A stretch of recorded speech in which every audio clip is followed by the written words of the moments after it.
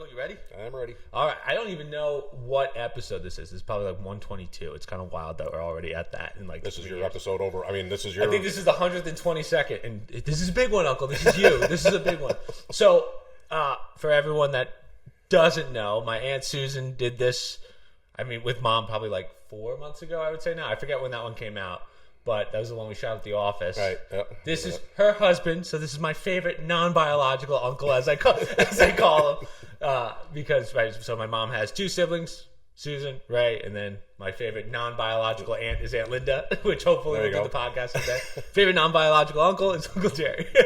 So with family ones, whenever I do family members, there are two things that I do. So the way I always like to do these is it's a full history of family members, and it's for future generations. That's the reason I always do these with family. So I always keep a version that is just for us. So that's the one that's completely unedited, so that if you wanted to show it to Jordan's kids, or Jordan's my cousin, by the way, their daughter, or Kristen's kids, all that, they can see that one. Okay. The one that goes out to the public is the one that we edit. That's the one we take all your swear words out, all your slurs.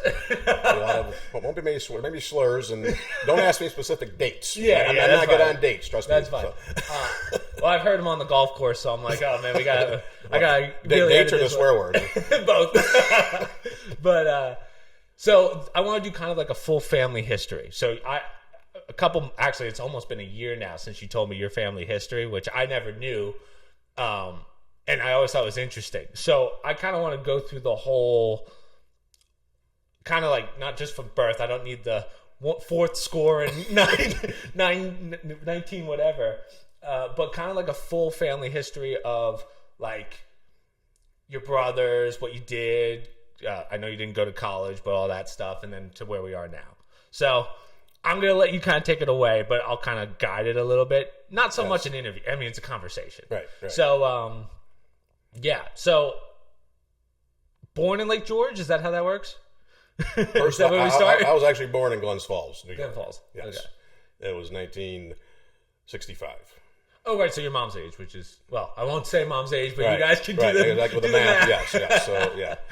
I was actually, myself and my sister were the only two that were born in Glens Falls. Okay. My other brothers were born out of the area. So. Now, there's a lot of year gaps in between your brothers. So, Can you give me the oldest to youngest?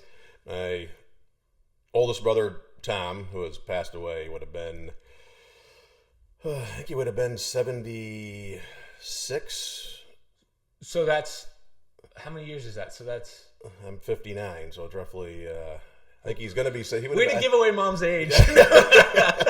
so he was roughly... I think he was roughly 17 years older than I am. 17, wow. Yes. So, I mean, there was actually a point when he was a teacher, and he was a great athlete in high school, but he ended up going to college for football, but he ended up being a teacher, and there was a point where he could have actually taught me in elementary school.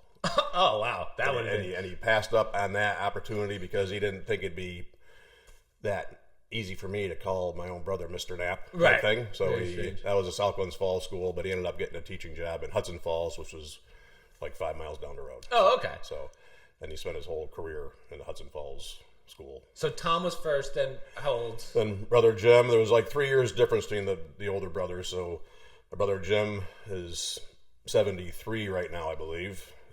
And my brother Bob is 70. Wow. So, interesting. So, do you know why there was such a big gap? Just out of chance?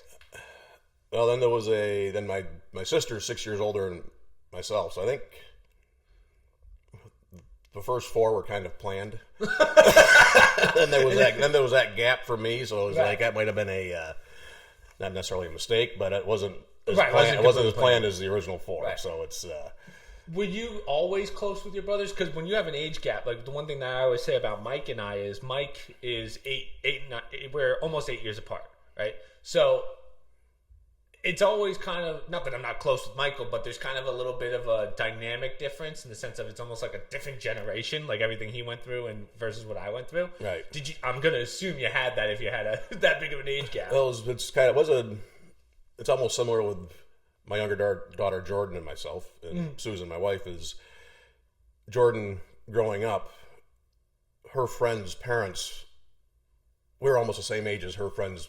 Oh yeah, her friends' grandparents. Yeah. Because there was such. I mean, we had Jordan kind of late in life as well. So, and my father was in the same situation. He had me kind of later in life. So I was very close to my mother and father.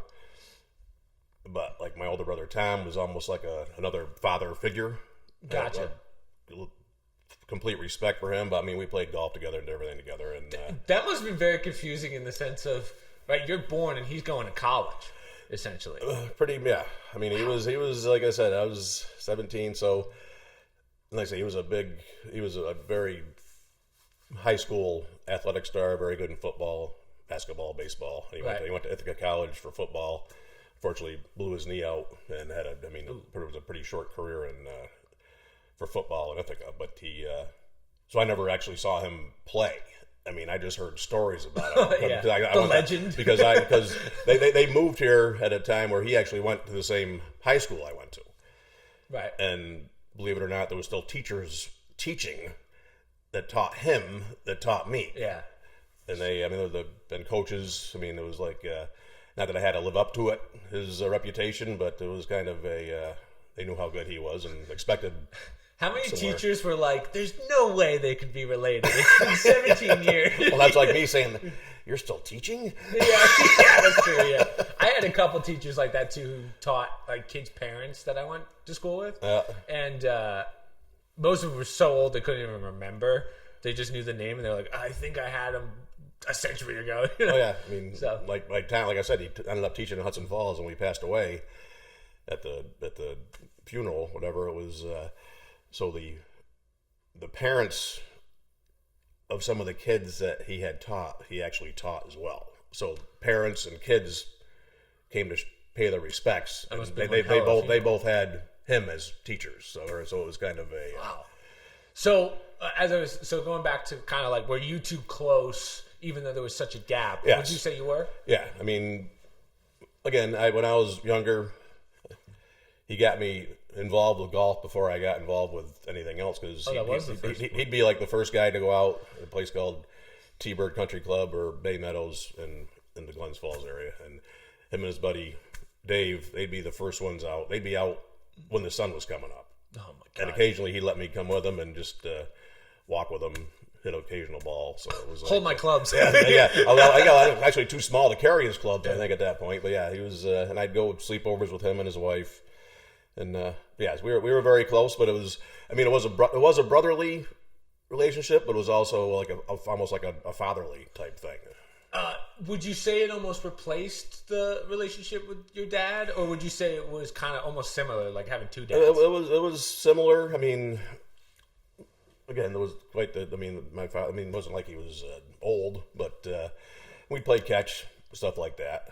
But certain things, I mean, he worked a lot, so not saying Tom took the place of him, but it was just similar. I guess you'd call it a similar relationship between my father and my oldest brother. But how old were your parents when they had you then? Do you know? It could be a good question for your aunt. Yeah, she would know this. I mean, I think they were. For some reason, I think my father was early 40s. Really? Yeah. Dang. So how old were they when they had Tom? I mean, I think I was. My father passed away when he was 73 or 74, and that was in 1998. So I would have been 33. I'm always amazed with how you can do math in your head like that. Like, my uncle's so good at math, like on the fly, and I can't. I need paper. I studied all this before I got here. Play it off like I'm good at math, but my memory stinks. Yeah. So to your point, I shouldn't have asked you for dates, because I forgot that you said right at the beginning, don't ask for dates. I'm just trying to figure out years. So yeah, if I was 33, my father passed away, and he passed away at 74. He was like 41 when. Well, I thought you were going to say like 60. No. Based on the age gap. No, it was like similar to. I mean, I was. Again, Jordan's 25. So I was 34, which I guess isn't that old for a father when we had Jordan. Yeah, but, my parents had me at like 33 or 30, whatever. 2 years after they got married. But like when Jordan was in college playing softball, and we'd go to these games, it seemed like the grandparents were closer to my age than the parents. right. So it's so yeah, it was like I say, similar with Tom and my father. And then my brother Jim. We were close. I mean, as far as brothers, we might have been, I won't say the least close of the group.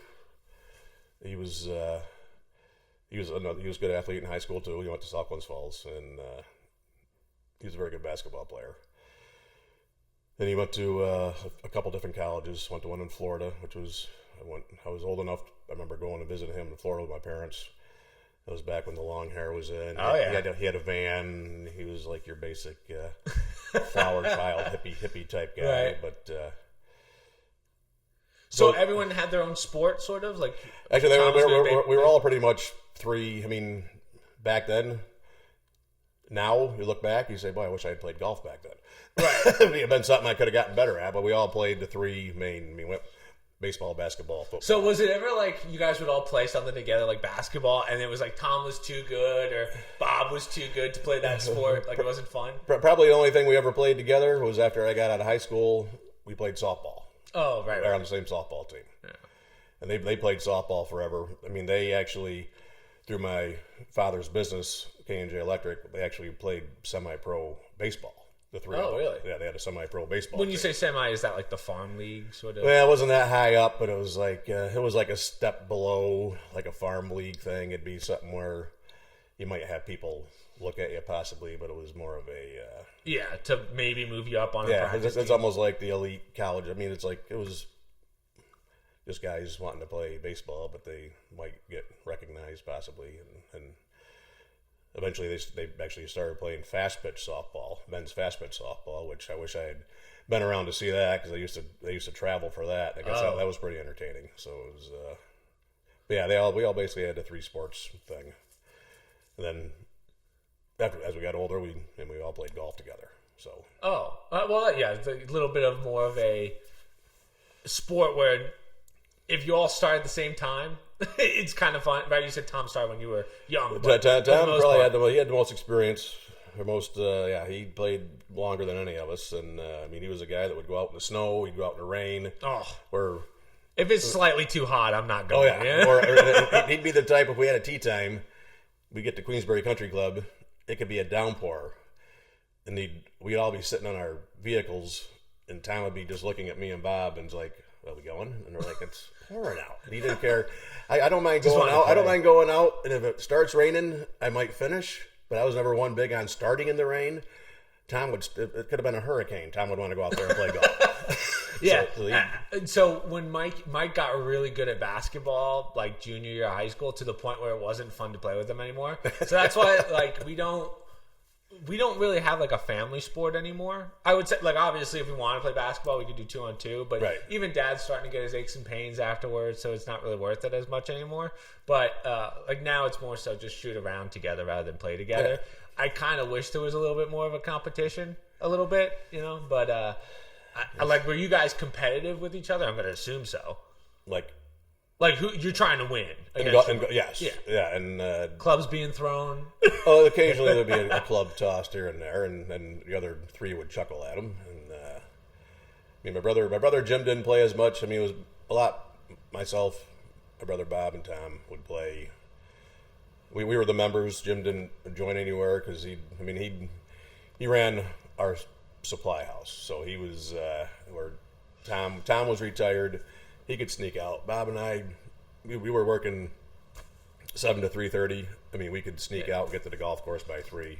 So let me pause you there, just because I want to take us back. So we go through high school, right?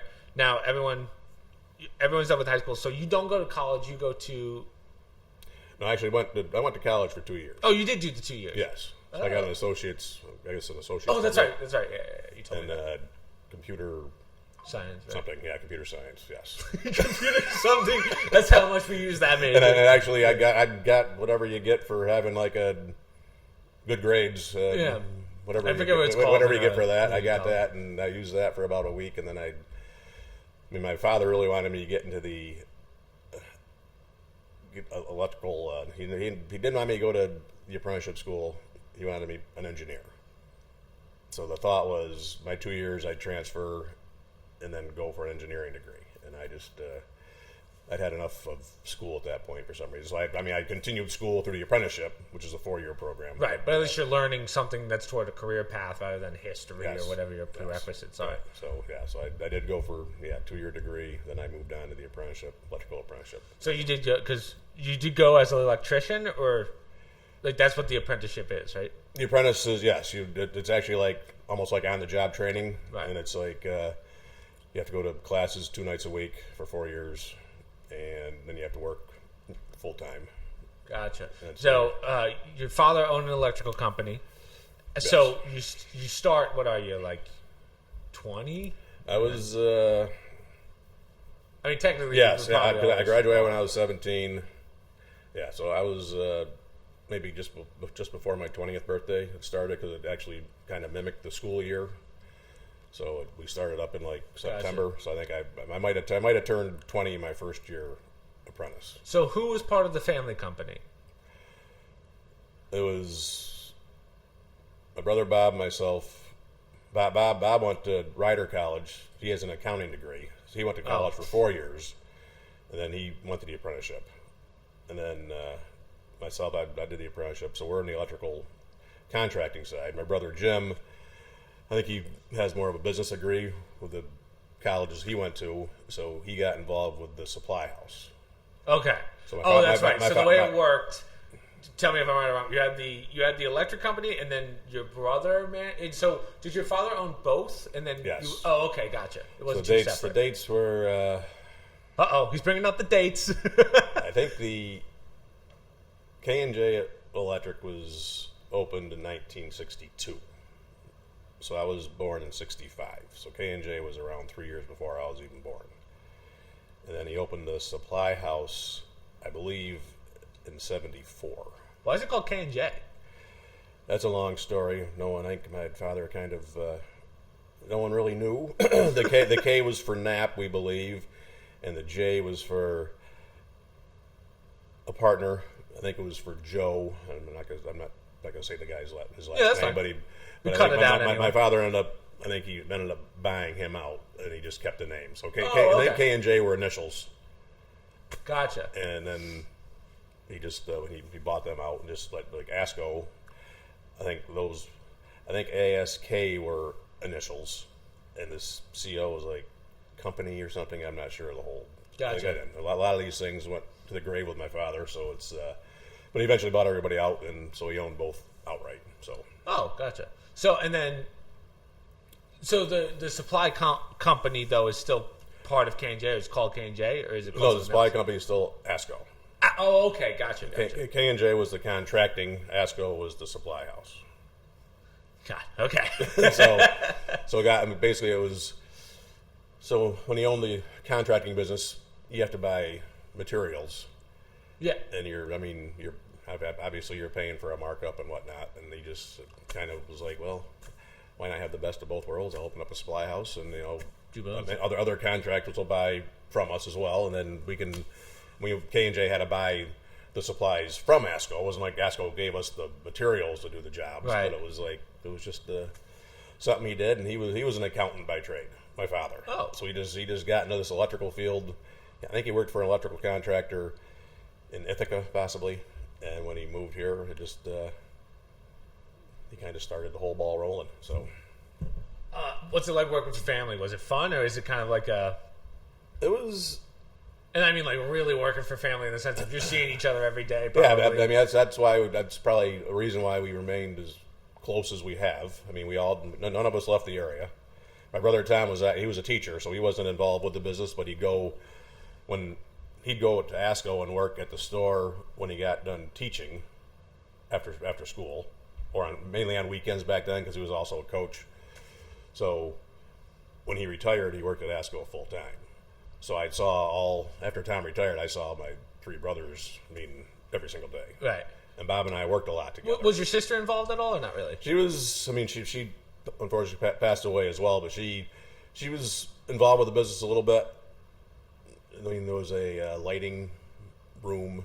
ASCO had a lighting den, whatever. They sold fixtures, and Oh, gotcha. people would come in. They'd bring plans for a house, and we'd try to they try to figure out what kind of lighting to put in the house. So she was involved with that, but she was in and out of the business a little bit. So not so much as we were. Gotcha.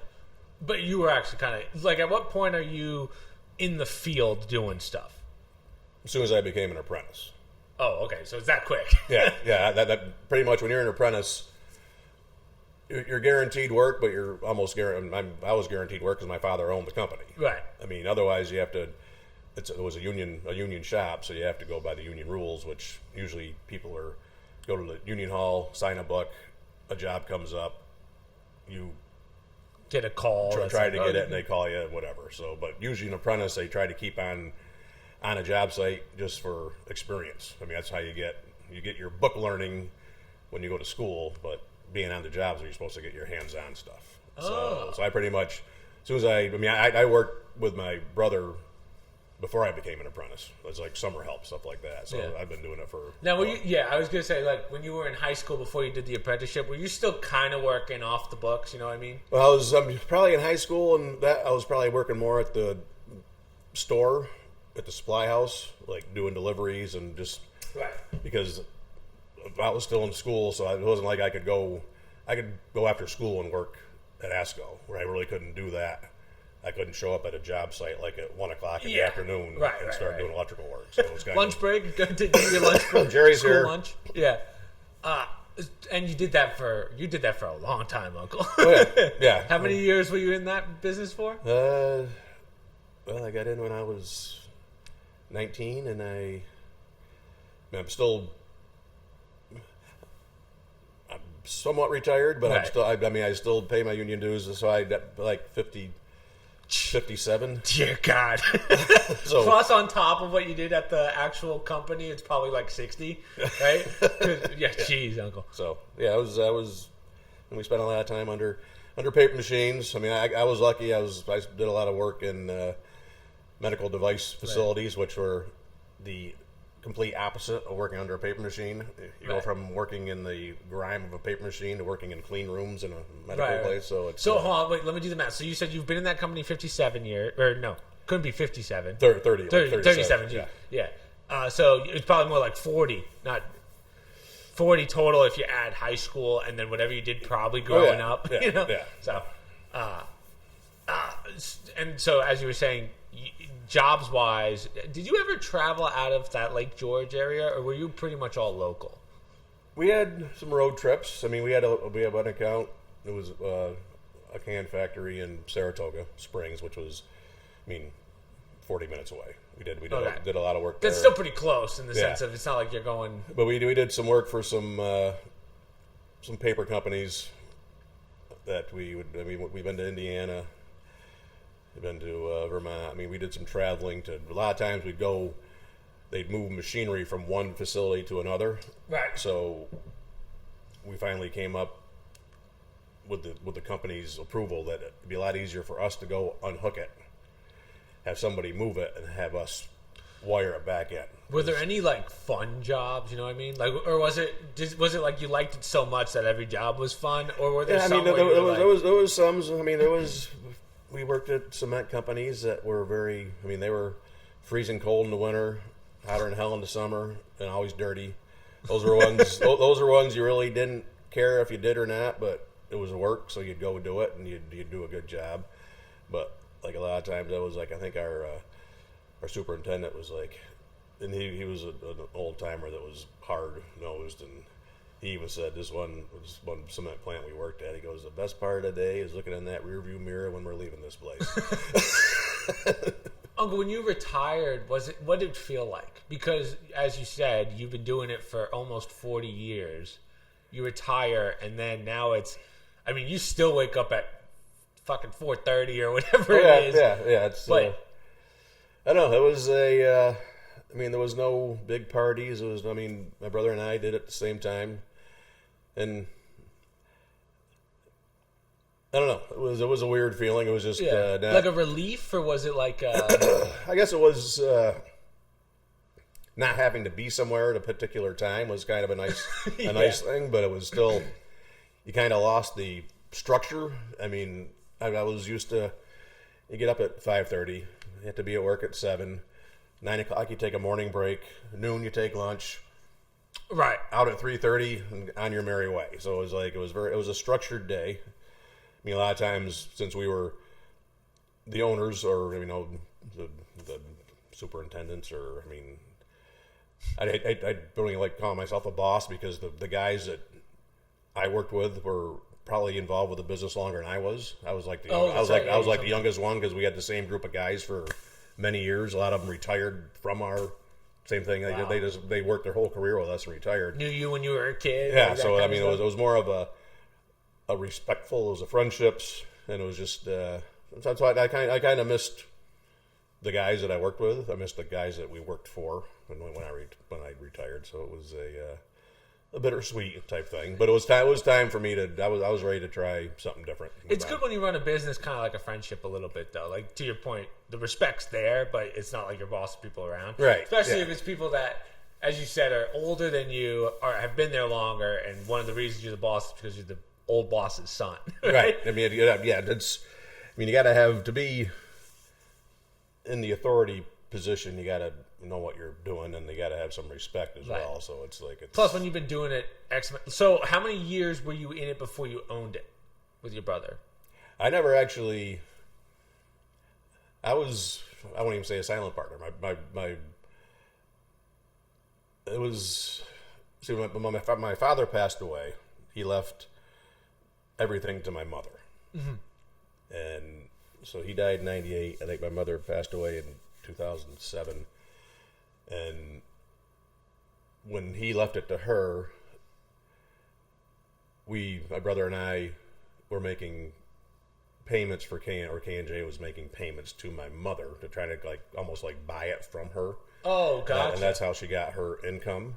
Oh. In the same way with ASCO, it was the same situation. It was a situation where she owned it, we're trying to buy it. And that's how she got some of her income and stuff like that. So what you're saying is you never fully paid it off when you sold it, or you did? Well, then when she passed away, she left it to us. Oh, so you were making payments for no reason. Just to give her money and let her live comfortably. But then, exactly. But it was more. So my brother Bob was the president of the company and basically the owner. I was vice president and was really not in the ownership position at all. Yeah, and then it's more so you were kind of an owner as a son. Right. So he was on paper, he was the owner. Gotcha. And just like my brother Jim was the owner of ASCO. So you never fully owned it, but so you said basically from 90, well, no, not even, you said basically from 2007 to 3 years ago, not even, is when it was kind of yours, where you were the one doing most of the managing, or were you kind of managing before that too? It was probably after 2007 where I got more involved. I mean, my brother Bob, he was in the picture a lot more than I was because he was in the business 10 years before I was. He's 10 years older than I am. So he was running jobs and doing stuff before I was. I was an apprentice. I worked a lot with him, under him. And my responsibilities got bigger as we took it over. So where's Jim in all this? I know he's the supply house. So he just did that, after. Yeah, he took care. I mean, which was a headache in its own right. I mean, the inventory and everything else. Right. So he was running the supply house and all that stuff. So he'd been in which he did a great job, and he's still doing a great job. But he still owns and runs that. Yes, he's getting ready to retire though. He's got kids coming up the ranks. I mean, he has two sons and a daughter, which are involved with the supply house. So, but I think he's he's due to retire this year, middle of this year, I think. So. Are you guys still close enough for you? I know you call your brother Bob all the time, but I don't really hear about Jim. Jim. I mean, Jim actually. I talked to Jim the other day. I guess that's the downfall of texting when you talk to people more through text than actually. I'm not a texter. If I can avoid it, I'd rather just call. Yeah. As you know, with our group chat, I barely. I overlook it because I get so many freaking messages.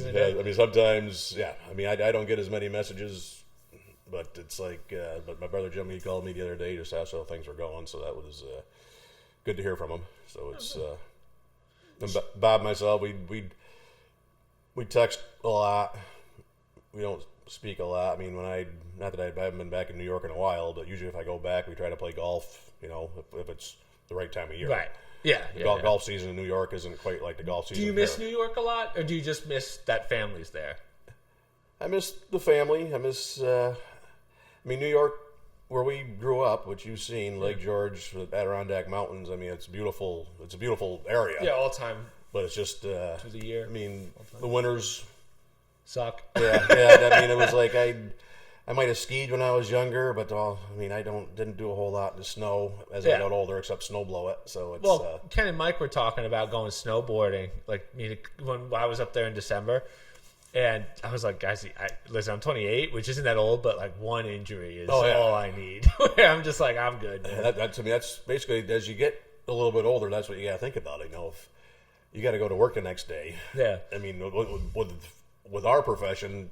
Yeah, being in the field, if you break an ankle or something like that, you're out of work. You're stuck. So it's like you get to a point where it's either, you got to be more concerned about going to work the next day.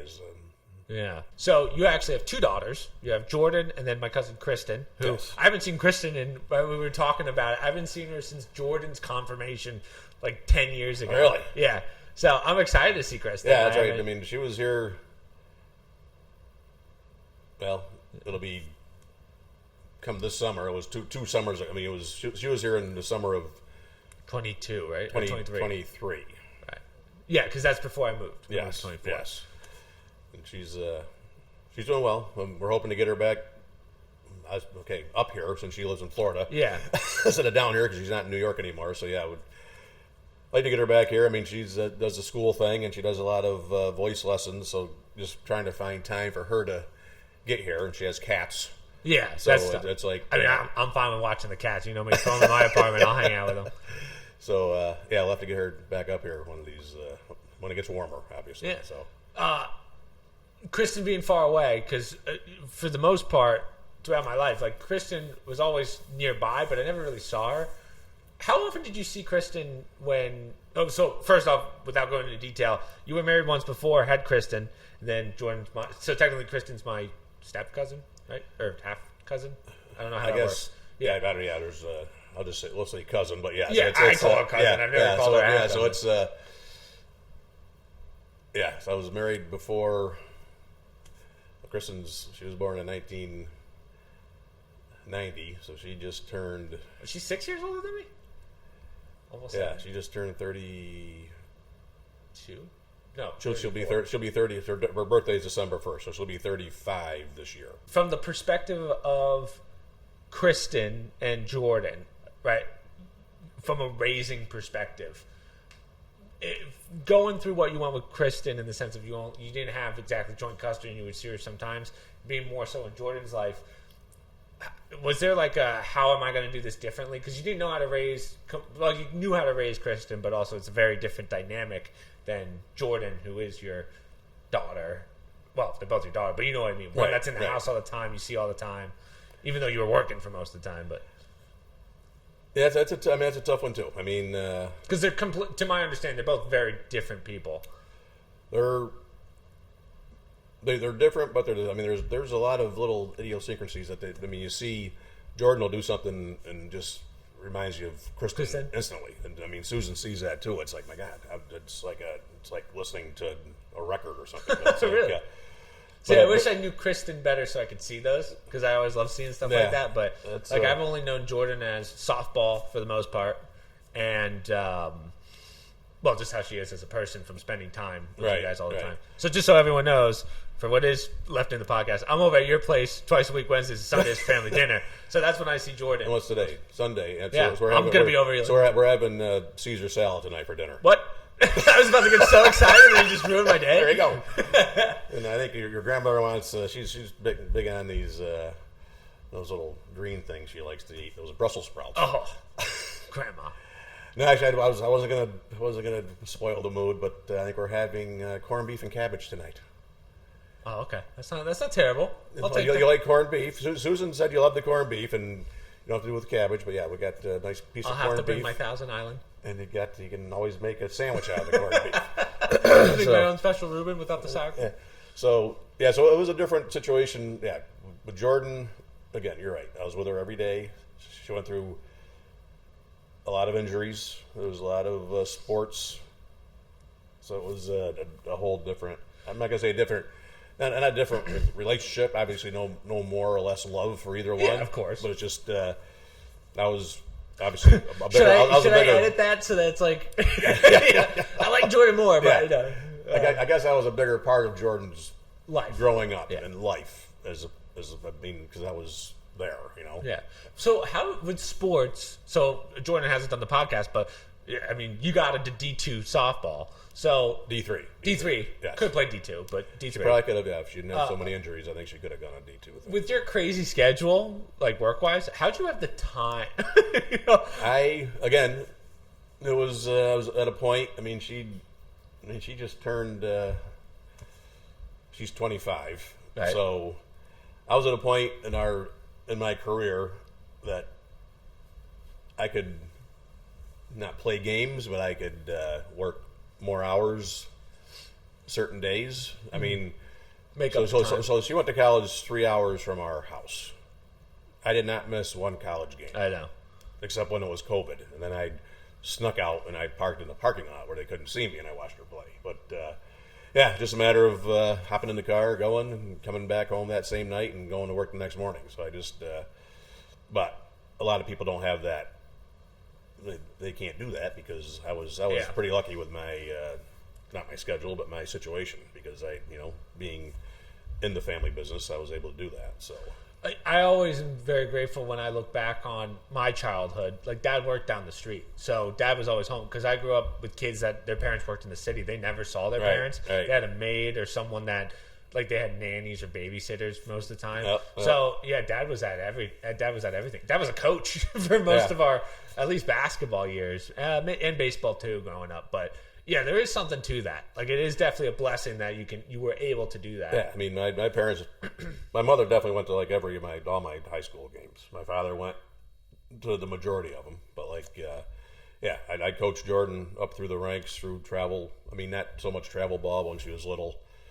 Then she started playing travel ball, and then when she got into high school, I kept the books for the varsity team, so I was on the bench her whole varsity career. Right. So whether that's good or bad, I don't know. And then obviously the college thing, I went to every game. But I mean, Kristen had a brief softball career. That was she was playing little league softball and fast pitch, and there was this. They wore the helmets and everything, but I think it was before they actually had the masks. And I remember her mother brought her to the game. We were divorced then, and I was watching the game from center field, and she was up to bat, and this little girl that was pitching was like, I mean, she ended up being like everything in Southwest Falls as far as like a pitcher. Really? So she's like 9 years old, and she's throwing the ball like 50 miles an hour. And wow. And kids are up there that haven't seen a ball that fast in their life, and I'm just watching, and this girl throws a high inside pitch, and Kristen didn't move, and it missed her helmet, hit her right square. Oh. And she went down. I remember I just jumped the fence and ran in from center field, and it was take her to the hospital. And shortly thereafter, she didn't play softball again. Yeah, she said that was enough for me. Yeah. So and I didn't blame her. I said that was a pretty traumatic experience when you get hit in the face like that. Man, so. I remember we had like a church softball thing, and Dad rockets one right into this girl's face. It hit when you're looking at the baseball diamond, and it hits kind of where the sand meets the grass. It literally hit the lip, got a weird bounce. I just remember you could see, like, the next day, you could see the seams of the softball in her head. Like I was like, I would never touch a softball again after that. So Now, do people know your father's name? Yeah, Dad did the podcast once. Okay, good job, Ken. Way to almost kill a little girl, whoever it was. So it's good. I remember Maggie was her name. I was like, I'll never forget that hit. The image of her taking that ball to the face will always be in my memory. But yeah, that would get any kid to stop the sport. Yeah. It's like, And I mean, I didn't even push her. I'm like, that's when she got more involved with music. So that was the best. That was her. calling. Yeah, with music. So that's what she did. So that was. So when did sports kind of end for you in the sense of we're done with like the real competition of softball, football, maybe you were playing in high school or whatever.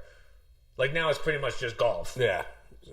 I think with me it was when actually playing softball after I got out of high school. I mean, I had a bad knee, a broken ankle, and I came back from both of those. And then Well, let's go through the injuries real fast. We had one bad knee, broken ankle, you had your shoulder torn, rotator cuff. Yeah. Was that really... Well, your rotator cuff wasn't until later, right? Rotator cuff was, yes, that was a fluky thing. That was something that must have been...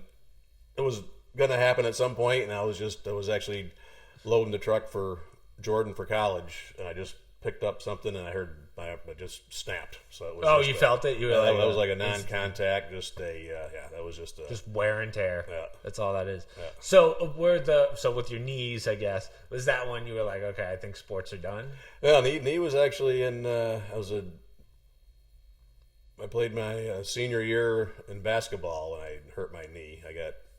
Some guy came down on top of me and hyperextended it. So I had surgery. And I actually came back from that. So that was the basketball season. I got back from the surgery. I was able to actually start playing baseball my senior year. And then I had a big bulky brace on, and we were practicing outside before the season started, and I got a hit. We were just doing like a inter squad scrimmage. I got a hit. I was going to second base, and the outfielder threw the ball to second, so I stopped, and when I stopped, my knee didn't, and my knee blew out to the outside. That's when I tore the. That sounds like a real freak accident, right? That's when I tore the. That's when I tore the ACL. Then I was done. That's when you were like sports are. Yeah, and then. Is that when you took up golf? I mean, in the sense of you've been playing golf, but when was that like the main sport where you were like? Actually, the day I broke my ankle, I played golf that morning with my brother Bob and one of our coworkers, and then I went home. I was with my parents, and I went home and I went to play basketball with my high school coach was there, and it was just like a pickup game at our local junior high gym, and I came down on someone's foot and I snapped my ankle. My right ankle. God damn. And it was like permanently bent. And somehow I had a Camaro then. A stick. It's my right ankle. Yeah. I don't know how I got home, but I drove that car home. In first gear the whole way or something? I could do the clutch because the clutch was the left leg, but the broken ankle. So yeah, I got home and I had torn ligaments and I had a big bone chip, so I had to have surgery on the ankle too, and that's... Dude, you're like the Bionic Man at this point. That was kind of the. That's probably when I stopped.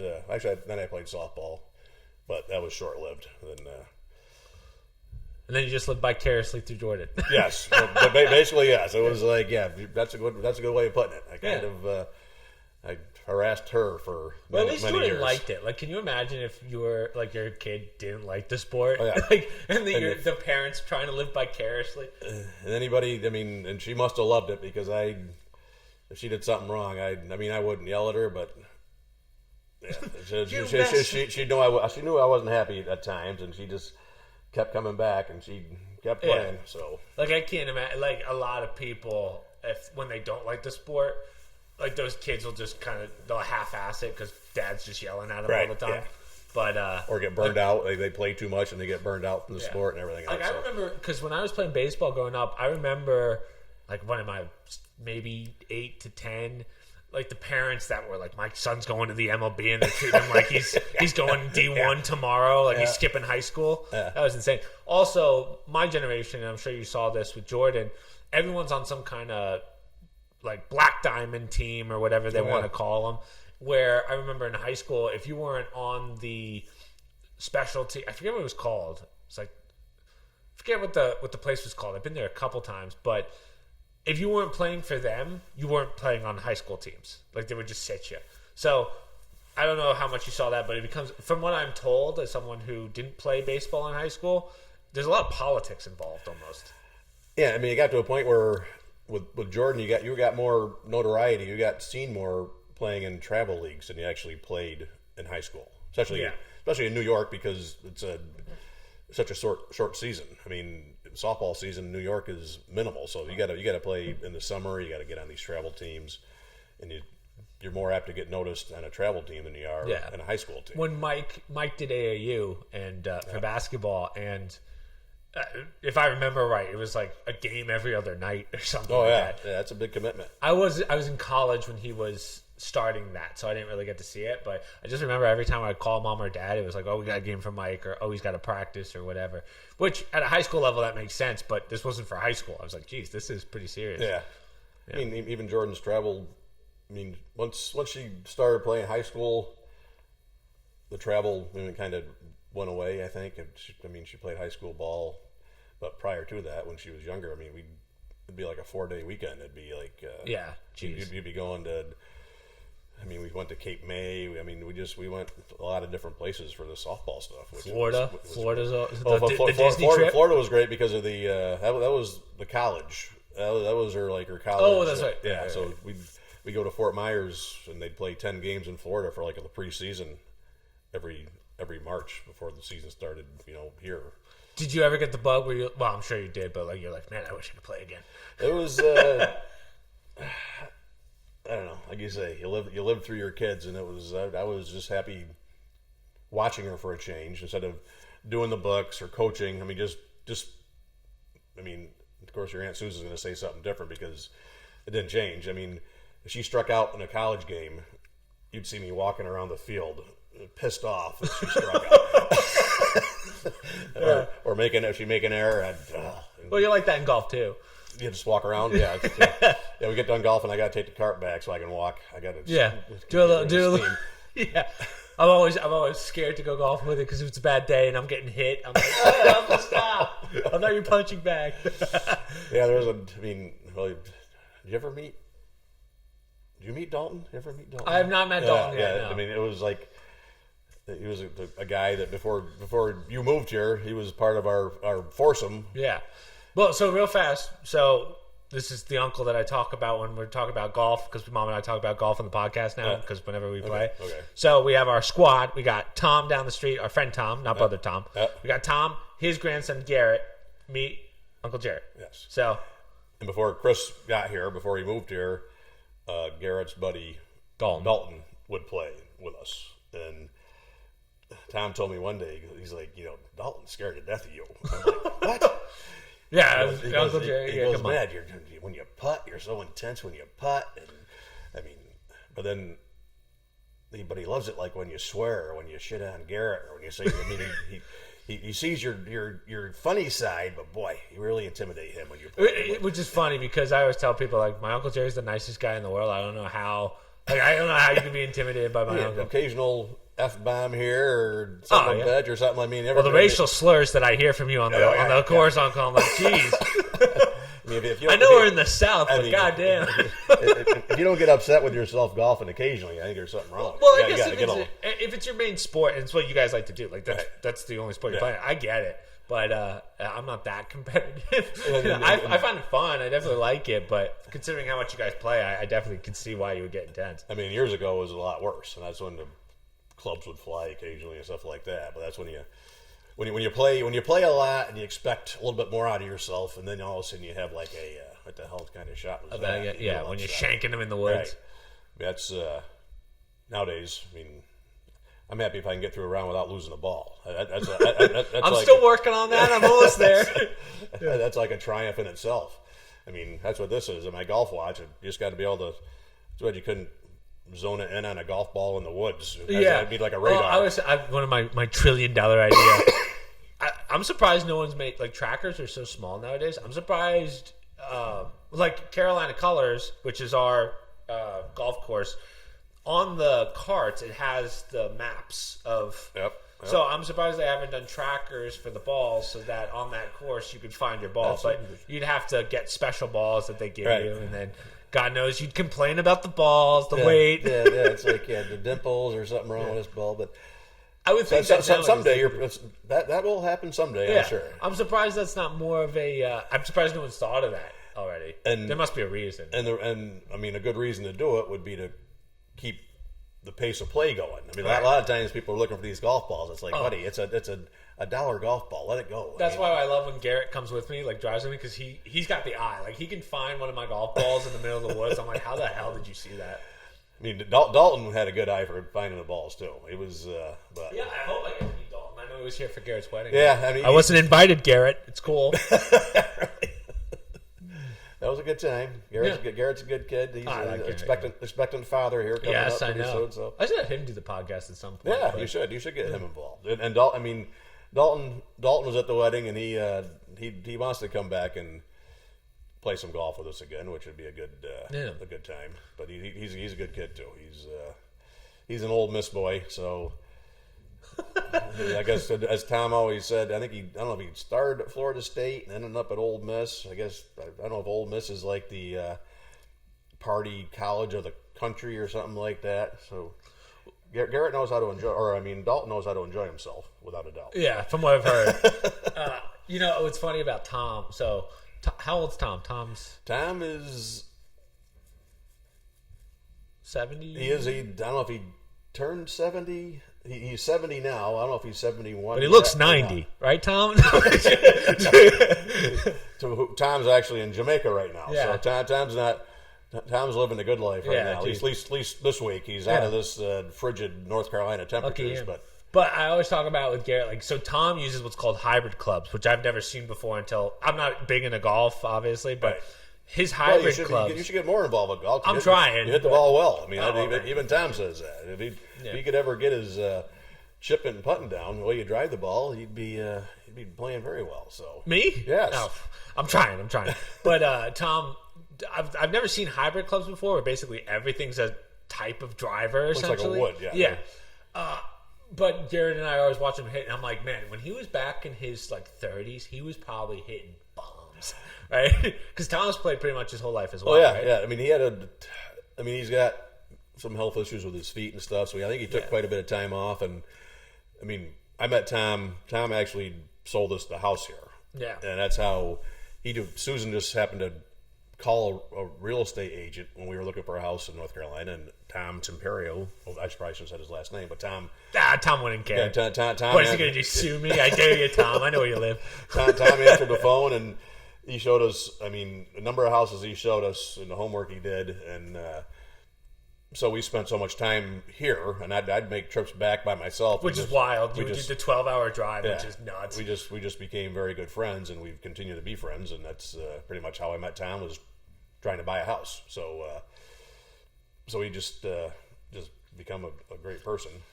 Yeah, I mean, he's a great friend. And his wife Sharon, little dog Holly. You like Holly? The dog? Yeah, Holly's like a little cotton ball that just has one speed.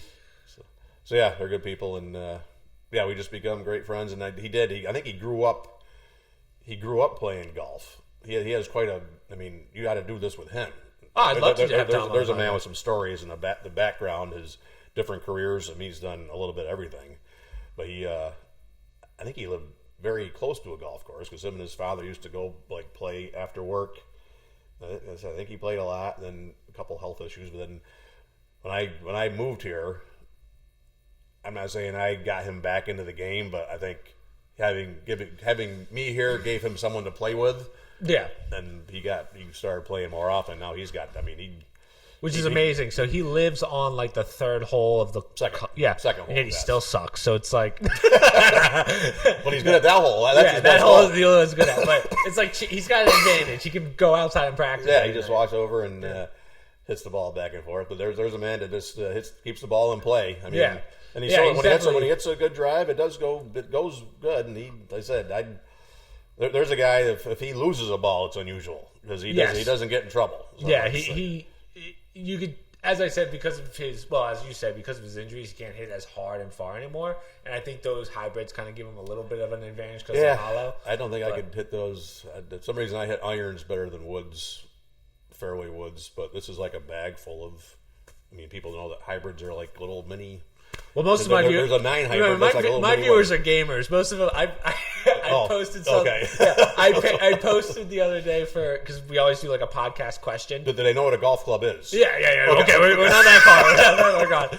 But I asked a question of so I do a poll just like a regular question, just to kind of keep viewers entertained, I guess you could say. And one of the questions was, do you think that the NIL will hurt or help college sports? And literally, like, the overwhelming question I got was like, none of us watch football. I'm like, what do we care? I'm like, guys, just fucking answer the questions. Yes, no. But so hybrids, we kind of explained it, but it's, imagine, right, you have your drivers, your irons, and, well, everything except for your putter. But your drivers and irons, they're literally all like hollow to be a driver or wood. Right. Yeah. It's very strange. So it has the angle of, like, let's say a four iron. It has or probably a 9. Yes, it has the same loft as. Oh, so you're using the nice fancy a real terms. like a 4 iron and a 4 hybrid have the same loft, right? But the 4 hybrid looks like a driver, a wood. Yes, yeah. So it's like, So when Tom's in a sand trap, he takes. Sometimes he takes a 9 hybrid. I think that's as low as they go. As the hybrid goes to a 9, then it goes back to irons for like a pitching wedge. Pitching wedge, sand wedge. So, but a lot of times you'll see him hitting out of the sand trap with like if he wants to try to get some distance. Yeah, he's hitting out of the sand trap with what looks like a wood, but it's actually. I've seen him pick up his ball and just chuck it out of there. He's like, I'm not hitting out of this. Yeah, that's an old trick too. Yeah, I had to do that sometimes. Well, thank God for the rule. So the rule that we have is if you're within a putter's length of the. That saves a lot of strokes. Yeah, that saves a lot of putter tosses as well. When you're, yeah.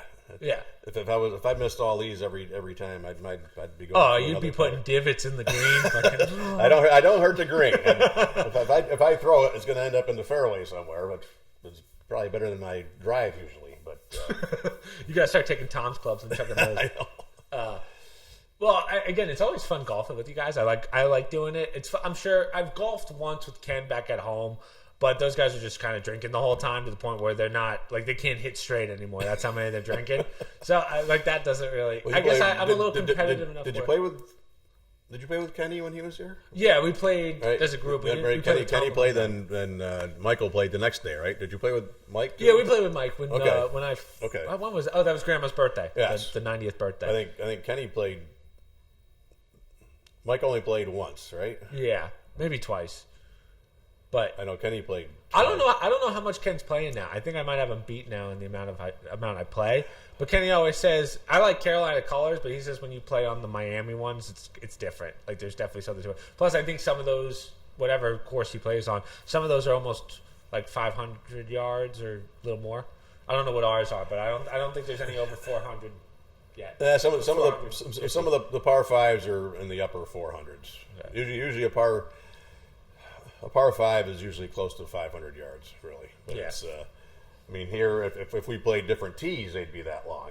I mean, that's true. We play on the white tees. Yeah, if we played back where the blacks, I mean, that's the black tees are like almost some spots 100 yards longer. Really. Jeez. So it's, I mean, but those would be ones we wouldn't be able to make it over some of the water. One of these days we'll do that.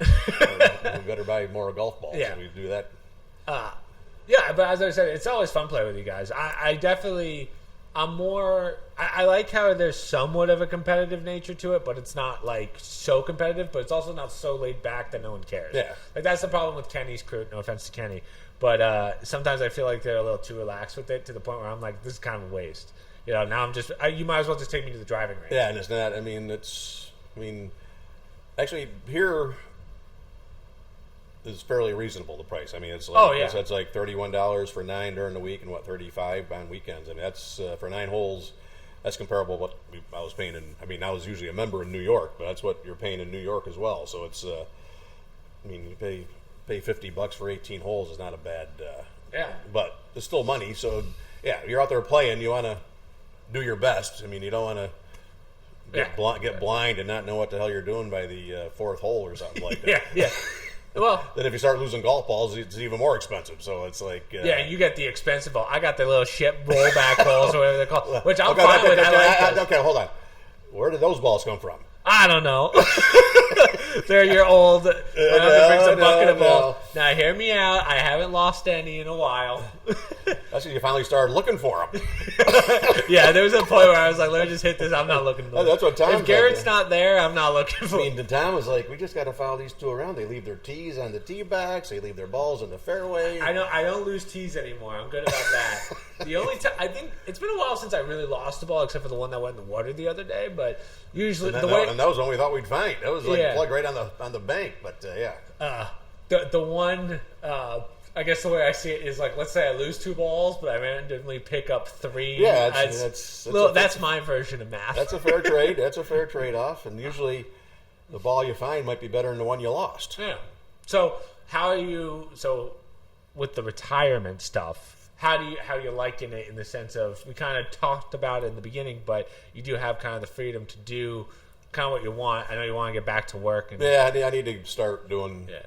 I mean, I won't say get more structured again, but it'd be nice to at least maybe work part-time. Yeah. Do something. Well, that's how Dad was. Like, Dad retired for a month, and he was like, I gotta work. Like, Yeah, it's too I mean, boring. it's just trying to find something that I'd be fine working at a hardware store. I mean, going to Lowe's or going. I mean, and you're probably the best person for that too, considering. I trust me. I keep my eyes open for the electrical. I mean, in the department, just to do that, and I just people get in there. It's almost like they. Right, you're at the point where you don't want like a strenuous job. No, I don't want to be under a paper machine again. Yeah, you just want the structure. Yeah, I don't want to be climbing in attics, working under paper machines, and I spend enough time in my crawl space at my house. That's enough crawling. The for dungeon. Me. Yeah, as Tom would call it, and checking out the rock out in the front yard. I'm with our He did with our geothermal stuff we got going on. But so I still mow the lawn. I mean, I do physical things, but I really don't.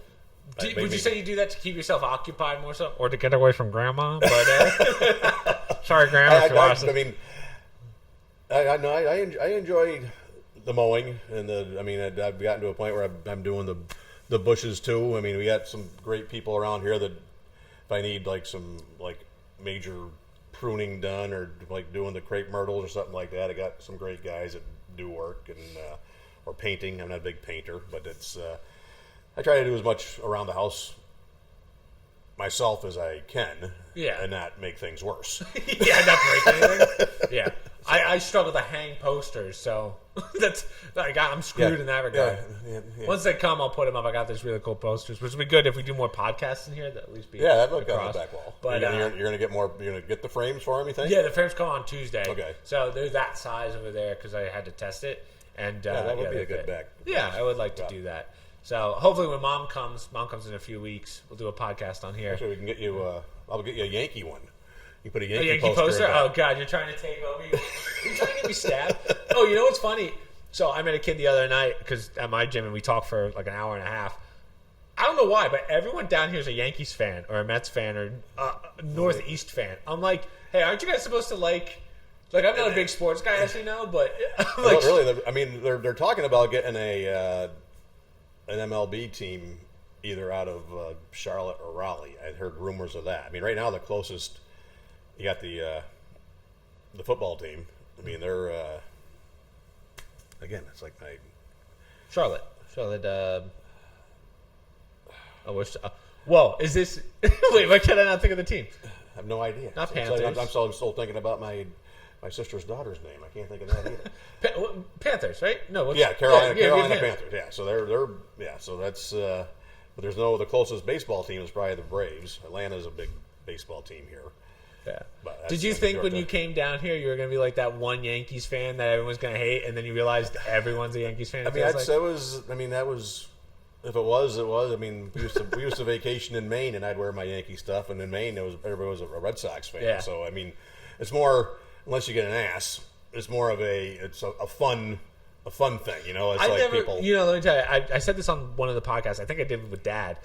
I don't understand people that will like fist fight over their team. Yeah, I'm like, listen, you're that into this that you fist fight. I mean, you go to these stadiums now. Some people, I mean, you're almost afraid for your life sometimes. These Well, when you see what Philly does to their city every time they lose, you're like, oh my God, are these people animals?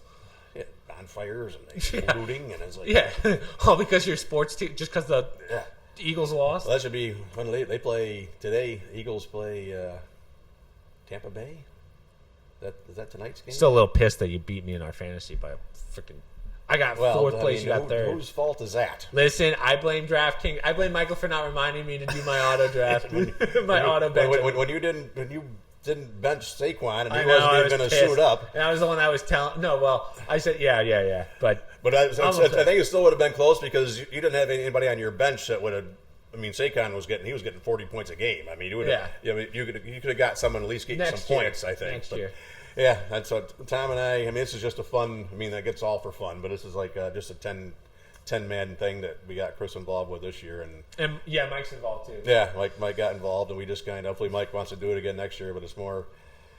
I mean, it's all for fun. I mean, there's a little bit of money involved, not a lot, but you do. It makes you watch.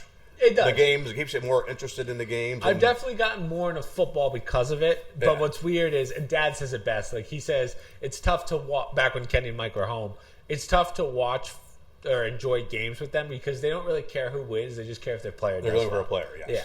So I still have the Giants, which hopefully the Giants get a quarterback this year. But I'm still. Uncle, it's time to give up.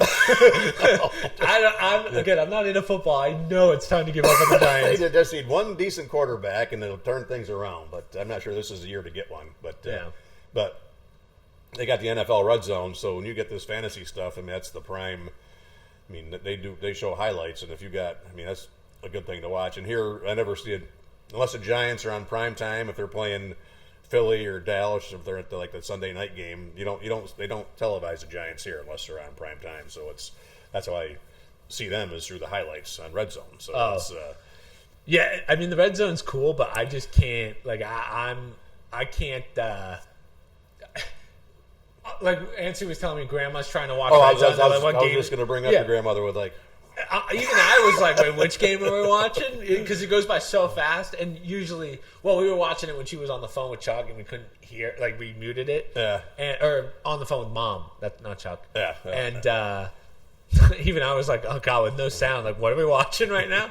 I couldn't keep up. Well, for a 90-year-old woman who, like, every morning she gets up and after she does her moaning and groaning, aches and pains, which for 90 years old, I sound the same thing when I get up, and I'm 60 years old. So I do the same thing when I'm 28. But it's like she gets her coffee in her. This morning, her first thing is, so what are we doing for fun today? And then that's great. And then is there football on? So she watched the games last night. She was falling asleep. We were watching the Pittsburgh Baltimore game, and she stayed up to the bitter end. So it is amazing how she can stay up that late. My grandfather's like that too. Like he's writing a book, which hopefully comes out fairly soon. But he's writing a book, and he's up till 2 every night. Wait, your grandfather's writing a book? Yeah, I'm like it's one for our family that it's basically his life with our grandmother. Oh, nice. So. I've only seen the rough draft of it because I've had to save that thing a couple times when his computer craps out. So I'm like, oh shit, I gotta fix this. But it's long. It's like there's 100-something pages of it. I'm like, Pops, that's a lot. So I don't know when he's gonna publish it or what he's gonna do with it, but it's really just for our family. But through the podcast, when I did it with him, maybe if viewers wanted to buy it if they wanted to. Yeah. Maybe my grandfather would be down, but. Yeah, I don't know. So that's what he's doing, but I forget where I was going with that. But, so he's up super late, too. I don't know how they're able to do it. She'll sleep. Some days she's up at 8, 9. To have her, like I said, 90 years old, and her physical ailment now with her shoulder, she's going through a lot right now. But, boy, when I get 90, I have as much pep as she does, and, look at that. She has her moments. She's very happy, and sometimes she gets a little upset, but she's a great person. When I went to that right next door with Mom and Aunt Susan, like I was looking at the people in there that are in their 70s and they're in walkers, wheelchairs, the freaking easy wheel, whatever you call them. Yep.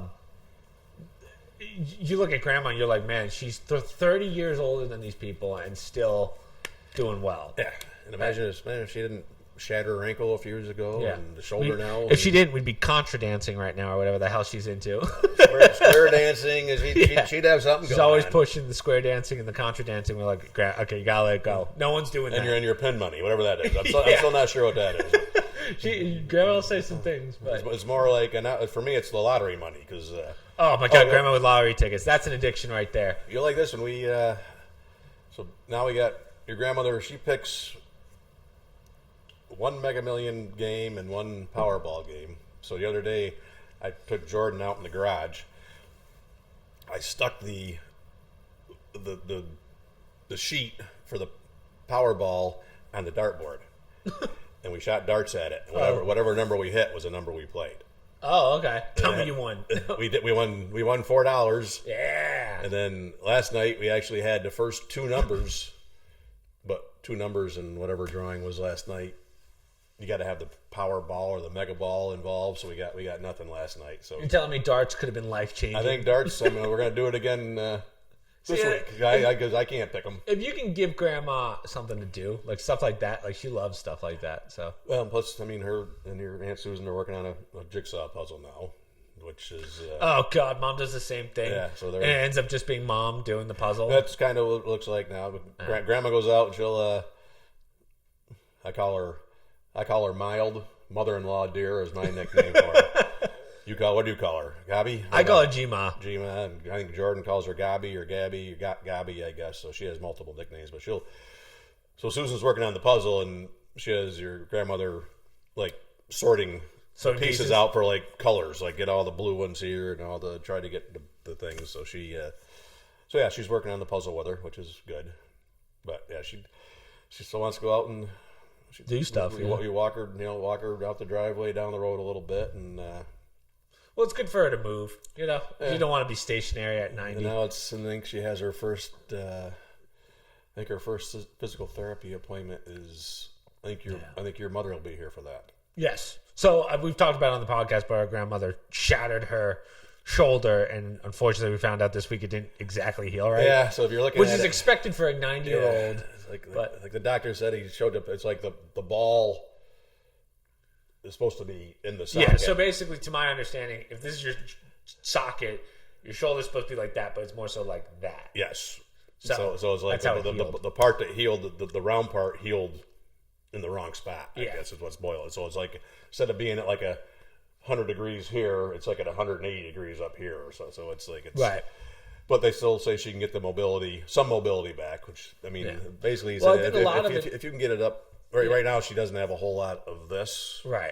But if she can get up to where she can, like he said, most of it's just atrophy because she hasn't used those muscles in so long. Yeah. So once through physical therapy, she starts rebuilding those muscles. Muscle comes back really fast. So she'll at least have the strength to do this, but she'll probably never, as I said, put a hand over her head. Yeah, I think he was like, if you can get it up to here and then bend just so you can the doctor said, if you want to fix your hair at least, if you can get your arm up and bend your elbow, you can do something with your hair or whatever. So it's he was a good guy, the doctor she went to. Yeah, but I mean, yeah, she's in good spirits considering the situation, which is always great. Yes, she is. And thank God it wasn't like a broken hip or something. Otherwise, we'd be having you just gotta. This would be a much different story. And that's the biggest thing now is just making sure nothing else happens. I mean, she's walking more. Yeah, which is good. But we're like you got these throw rugs. You just got to make sure, she picks up her feet, doesn't catch the edge and take a tumble. So when she was here, so mom kicked, when she was leaving, she kicked the door. If you go over to my door, there's like a metal piece. Mom kicked that and went forward. I was like, oh shit. And thank God she landed on her bag, shattered her phone. But, I was scared Grandma was going to do that because our grandmother does the shuffle. Oh, yeah. Yeah. So I was like, Grandma, you got to make sure. So good thing I remembered because, it's almost like a blessing that mom kind of fell a little bit because now I remembered. Yes. Yeah. I was because with Grandma, one small fall could be a broken whatever. So I think if she goes down, especially out there. We all have there's very little carpeting around it, so it's any fall is gonna hurt. I mean, nothing's very forgiving in these places. So it's, So, Well, thank just God you maybe- have your house is a one floor for the most part, but Right, she's yeah. not going up into Jordan's room very much. if No, at she hasn't, I all. don't think she's been up. She hasn't. She may have seen Jordan's room once. I mean, she hasn't been up there since she's been here this time. She may have seen it once in her life, and since we've been here. But yeah, it's pretty convenient. We got where she's sleeping, and the bathroom's right there. Right there, so yeah. It's, It works perfectly, but yeah. I mean, the biggest thing is taking her outside for a walk. Obviously, you have to go down the steps to get outside. So, but we just walk her down the steps. I guess that's the biggest. Like your mother has said, and Susan reiterated to the doctor the other day, is we want to get her to a point where she can use a walker. Use a walker, and yeah. try to get away from the cane, because with her ankles and everything else, she needs a little more stability with a walker. So it's just. I'm hoping after physical therapy she could be a little more independent in the sense of she could probably do the bathroom and stuff on her own, because now she can probably like get up Yeah. on her own at least at night. Just because I've seen Mom when she's on the 2 hours of sleep because she has to help Grandma. I'm like, man, I don't know. I'm like, Mom, you're being very mean. Well, all I can say is I got up this morning and your Aunt Susan was already awake, and all she said was 5 times last night. And I said, Man, yeah, that's tough. Like that doesn't help. Like for Aunt Sue and Mom, and Aunt Sue's, I know she doesn't sleep very well to begin with, No. so but she said, I mean, the night before she didn't get up till late, so it's. I don't know if it's because she stayed up late last night watching football. If all of a sudden, it's her mind's working because you're staying up late watching something and you just can't go to sleep or what. But there's other nights where she might just get up once. So it's well, like for me, I've started to wind it down a lot at night. So I'm not like usually for me, I'm working till 2 and then bed. But now I'm like, let me finish at 1. 1 to 2 is when I start winding down, and that helps me get better sleep. So that's what I've been working on this year. That's like been my number one goal for the most part. You spend some late nights as well, so it's. But I wake up late, which is good. But at the same time, it's not exactly the best schedule. So I'm trying to dial it back a little bit. Like just waking up at 8 today for this. Oh yeah, I should clarify. I think this is the earliest I've ever done a podcast, right? So for like waking up at 8, I was like, oh man, That's because when you normally do it, I'd be in bed. Yeah, exactly. The reverse. Or tonight watching football. That's Yeah. why I said we got to work around the football. Usually, Mom and I shoot at like 7:30. So I know that one. Well, that night you did the when you guys did that in the office. You guys did it at night, I believe, didn't you? It was a little. Yeah. Bit, it was after dinner, or it was whatever time. That was a long podcast too. We went for quite a while. Excuse me. Jeez, but so what else, Uncle? What else do I have to talk to you about? I feel like we got through quite a lot. How long do you think we just did? If you were to guess. Oh, that's cheating. What time did we start? 10:30. Yeah. Probably. So we just did about an hour. I got here. We A just little, did hour 40. See, it goes by very yeah, it does. fast. Because I got here at. Oh, sorry. This is the first hole. This is the first hole of the golf course. I got to get back to my turn.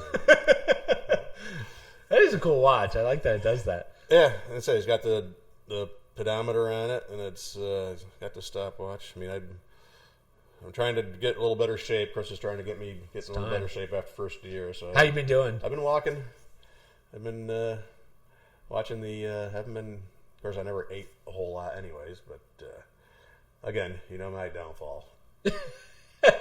Well, are you doing your biking, or you're not even? I'm trying to. I'm going to get into that. I've been walking again do my walk through the woods yesterday. Yesterday, I actually walked the whole circle into Burn. Oh yeah. It was that's 3 or 4 miles. Is it really? Is it that much? Yeah. Well, that kid and I, Brian was his name. He and I did the treadmill, and I didn't realize it, but we walked like 5.5 miles. I was like, "Geez, that took a while," because we talked for like a good hour and a half. So, walking and talking. I mean, that's like anything else. Like when like you mentioned, it was a 12-hour drive one way for me when we were moving here, and I did it like 10 times. But it was like, and that was alone. Actually, like maybe the last 3 times I went halfway. We stopped at Gettysburg, and I'd spend the night. But a couple times I did it when your Aunt Susan. It makes a big difference when there's someone else in the car. Yeah. Yeah. When I don't know how Dad did the Miami one, 19 hours or whatever it is by himself. I'm like, Dad, what demons are you going through in your head that you have to be alone? I'm sure he calls people and like maybe does a podcast or something, but yeah, I can't. That was my biggest thing. Was like, I talked to Susan, or I talked to Tom would call me when I was driving, doing these drives back and forth. But at the time, your Uncle Ray would call me, but I'm talking, and of course, I got the GPS going, and it always seemed like people would call at the worst time, and I'm going through a major city, and I know where the hell I am, and I'm trying to look from the exit I got to get off, and I'm talking to somebody, and I'm also, shit, I'm 3 lanes over from where I got to be, and now you're like, I'll call you right back. But it does make it, just like I'm thinking you on the treadmill, makes it go by faster if you have someone there to talk to. I mean, if you're sitting there at the treadmill by yourself, it's like, my God. Yeah. It's like me riding. Well, like when I do that, usually I'm the only one there, so I can just put my music to the TV and I have the headset on. But I was wearing the headset, and then I started talking to the kid, and nice kid. But we talked for a good hour and a half, and my knees were starting to hurt. I was like, how long have we been going for? And I looked down, it's almost 6 miles, which isn't a lot, but like when you're just walking on a treadmill, it does kind of start to eat you a little bit. Say yesterday, I did the around the block at Taberna, and it's all on the sidewalk, right? And my knees are starting to feel it. Where when I go out in the woods, half of that walk is on the trails, so I think it's a little more forgiving. There's a little more give on some of that, so it doesn't hurt the knees quite as much. But yeah, the bike I'll start, which again, you're riding a bike for an hour. At least I got the TV in the garage, so it gives you something. A bike for an hour? Man, I couldn't do that. Well, you used to watch movies while doing it, right? Yeah. That's what you're a big movie guy. Old movies too. I watch the same movie over and over again. But I can't do that. I'm the complete opposite. Like I do something once and I never want to watch it again. I don't have that in me unless it's been like many years. Like if you threw on an Austin Powers movie, I'd watch that, even though I've seen them each like 8 times. I've never tried to watch an Austin movie once. Really? Austin Powers movie. They're like my grandfather loves those kind of movies. Who are they? What is that? Austin Powers is like it's kind of like a spoof on James Bond with Michael Myers. Didn't he do a Star Wars one too? I've never. Yeah, Spaceballs. Yeah. Spaceballs is fun. John Candy and those guys. I've seen that movie. I've never seen the Star Wars movies from start to finish. I know I should. I know, like everyone gives me crap for that. You've never seen Star Wars, but I got the whole. Of course, you don't know what DVDs are or CDs. I got the entire Star Wars package. Susan got me. Your Aunt Susan, my wife, got me. I got that. I got a lot of old ones. Well, I was looking at those CDs the other day. Remember my uncle's got like the quick draw, quick draw discs. It's for your visor in your Sure, car. it is, Uncle. Yeah. First thought I walked around with my backpack. Yeah, I thought it was like, here we go. When you're on the job, just throwing out Bob Dylan discs. But I was going to bring up my music preference, which is old school. Oh, you and Dad are the same. I don't mind old school music. As a guitarist, you have to. So, I can't listen to the stuff. I know you and your Aunt Susan were talking guitars the other day. Did you ever? I think I showed you that, or had you listened to Joe Bonamassa? Have you heard? Yeah, you remember when we were 4th of July dinner? Oh, yep. Yeah. Okay, yeah. He's still my brother Bob's like a groupie almost. I think they just went to. They took a trip to Los Angeles before all the fiascos started with the fires, and I don't. They might have seen him out there in concert. Actually, I don't. That was. He's seen him numerous times, and he is a good. If you watch him live, it's amazing. Watching these guys play. There's a lot of guys out there that are incredible. I'm sure he's up there, but every single one. Everyone has a different style. It's amazing when they can almost play two different. It's like they're playing two different songs, and they only got one guitar. It's amazing to watch, and how fast the fingers are. I mean, I tried to play guitar when I did it. I mean, in elementary school, I took guitar lessons briefly. In elementary, we got the freaking recorders now. We get those shitty little flutes. They call it a day. And piano, I took piano lessons. I wish, again, to this day, I kept playing both of those because it would be something. I mean, you play the guitar, it's just something to do. Yeah. Kill some time when you're bored. But all right, Uncle, we just did an hour and 40. We can end it there. We can always do another one. You're right down the street at some point. Yes. Yeah. But I would recommend. Yeah. I think Tom would enjoy. I think you'd enjoy. I think you're. We could do you and me and Tom. Your viewers would enjoy some of Tom's story. Yeah, we could do the three of us. Well, thank you for doing this, Uncle. Yep. Love you, of course. We've done a lot together. One thing I was thinking the other day was, like, I'm glad that now that I live down the street, we get to spend more time together. Because, like, I was thinking, back when you were in New York and I was 3 hours away, we never got to play darts or golf or whatever. Now I see you all the time, so it's fun. I like doing. Well, having you here also, I see your entire family more than I'd ever seen them. I mean, it's still.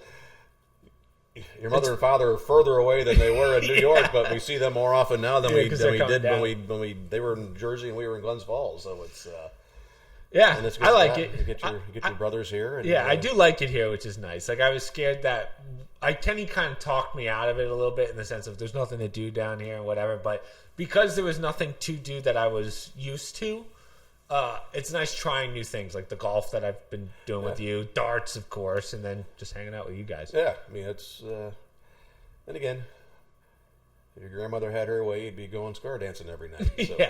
yeah.